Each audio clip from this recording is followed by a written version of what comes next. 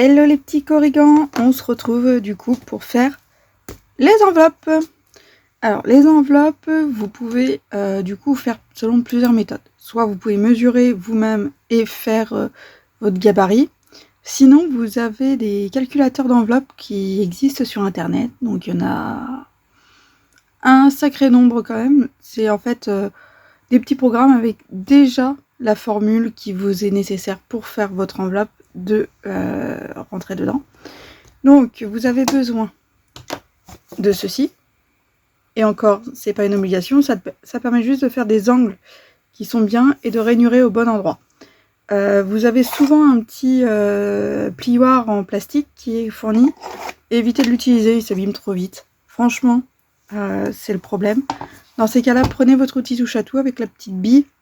Ce sera beaucoup plus simple pour faire votre enveloppe sans problème. Donc là, nous, on est parti sur des cartes. La plus grande fait quand même 14,5, donc on va rester sur cette mesure-là. Puisque de toute façon, on a de l'épaisseur, donc il faudra penser à garder cette épaisseur aussi dans les calculs. Ceci, c'est du papier qui ne vient pas de chez Stampin' Up. C'est un papier que j'ai acheté à Nose, je crois. Donc, voilà,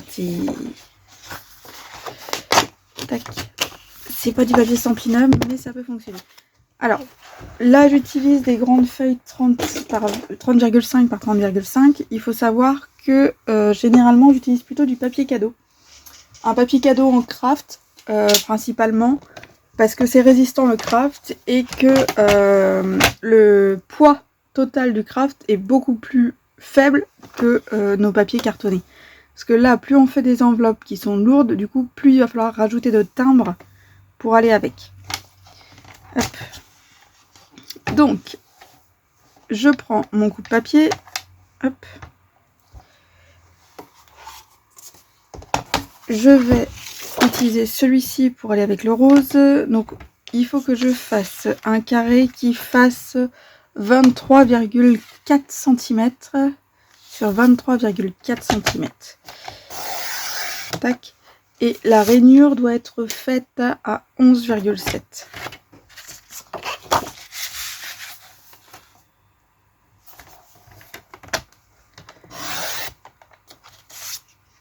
Hop. Un papier. Et on y va pour le deuxième. 23,4. Donc toutes ces chutes, même si c'est pas du papier Stampin' Up, hein, ça peut servir. Ne les jetez pas. Je sais qu'on n'est pas nombreux à les jeter, hein, mais voilà. Au moins, c'est dit. Hop. Voilà. Hop.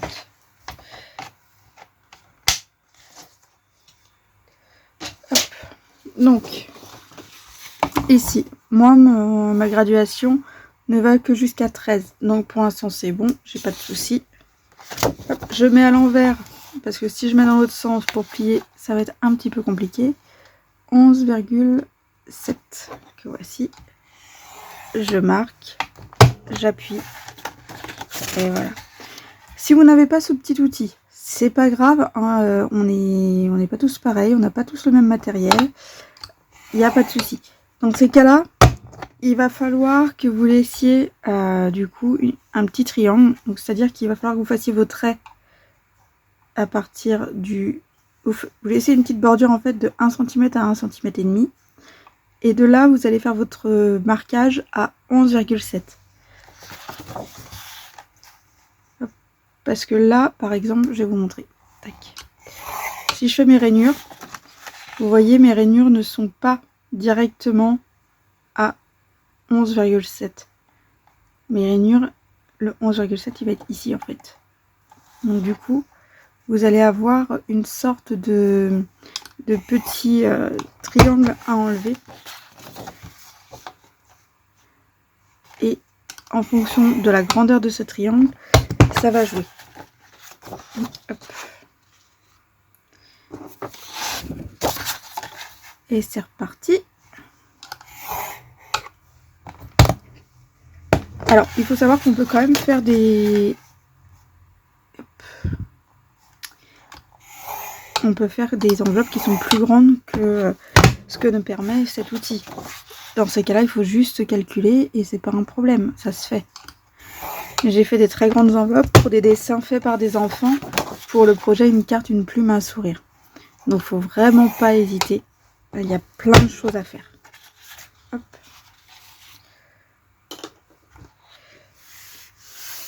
Yep. Donc tous ces petits bouts là par contre, je vais pas les garder, un peu trop petits. Maintenant il me reste à plier. Donc je peux prendre mon plioir en os ou en téflon pour bien marquer mes plis. Et il faut savoir que de toute façon tous vos motifs seront de travers sur votre papier. Vous n'aurez pas un motif droit, sauf si vous avez fait vous-même une coupe qui n'était pas droite déjà. Hop. Donc on va vérifier quand même que ça rentre bien. Et ça rentre, pas de problème. Reste à plier celui-ci. Et comme vous voyez, on a ici une dénivellation. Hop, parce que on a notre petite surépaisseur qui est là. Donc là-dessus, soit vous utilisez la colle. Dans ces cas-là, il va falloir rester appuyé un petit peu plus longtemps. Soit vous utilisez votre scotch double face. Ça, c'est à vous de décider. Le scotch double face est plus cher effectivement que la colle. Donc chacun est libre de faire comme il le souhaite. Aujourd'hui, vu que le papier est un petit peu épais, je vais utiliser un scotch, mais pas un scotch de 1 cm. Je vais utiliser le 5 mm. Il est même à 4 celui-ci, mais c'est pas grave.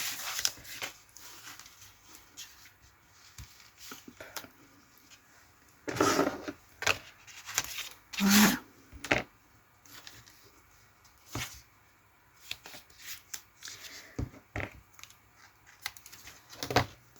Pour le rabat du haut, soit vous pouvez également utiliser du scotch double face, soit vous utilisez de la colle. Ça, c'est vous qui voyez. Moi, je suis plutôt partisane de la colle généralement, parce que même s'il y a des variations d'humidité, vous avez moins de risques que ça se décolle, tout simplement. Donc c'est quand même plus intéressant, surtout si vous ne savez pas où vous l'envoyez. Si vous l'envoyez dans un endroit qui est plutôt pluvieux, voilà, on ne sait jamais. Et si vous l'envoyez dans un endroit qui est ensoleillé, c'est pareil, les chocs de température peuvent faire se décoller le scotch.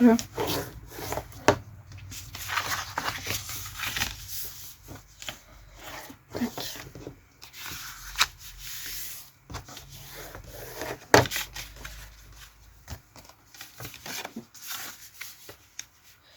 Et voilà. Et on est bon.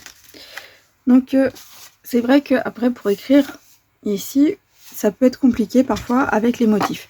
N'hésitez pas à faire une petite étiquette en blanc pour pouvoir écrire comme vous le souhaitez l'adresse de votre destinataire. Hop.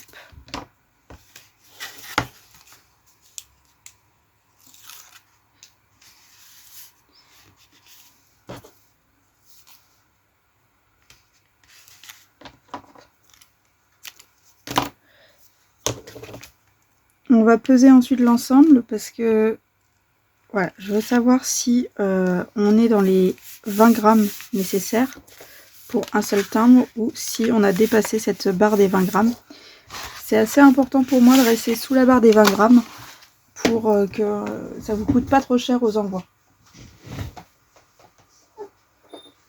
Alors, hop. Tac, on y va. Celle-ci, c'est la carte simple.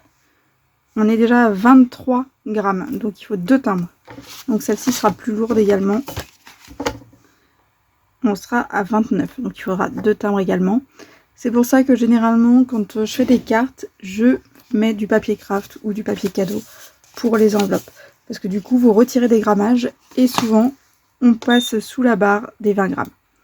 C'est quand même assez intéressant puisque aujourd'hui, quand même, le timbre est devenu assez cher. Mais après, c'est ça aussi, on aime souvent envoyer des cartes qui sont quand même originales avec une belle enveloppe et on se rend compte que tout de suite, le poids grimpe. Le poids grimpe. Si on pèse juste la carte, je crois qu'on doit être en dessous normalement. Ici on est à 14 grammes. Et ici, on sera à 18. Donc vous voyez, avec une enveloppe faite en papier craft, vous seriez du coup gagnant. Vous auriez qu'un seul timbre à mettre. Hop. Mais c'est vrai qu'après, c'est quand même très sympathique d'avoir des motifs sur son enveloppe et d'avoir quelque chose d'assez rigide pour bien tenir avec tout ce qu'on a à faire. Voilà, voilà, voilà. Donc vous savez comment je réalise mes enveloppes. Je vais éteindre ceci. Voilà. On est bon. Tu tombes pas. Et maintenant, à vous de jouer. N'hésitez pas à tester. Et puis on voit après. Dites-moi si vous avez réussi à faire vos enveloppes. Allez, salut, salut!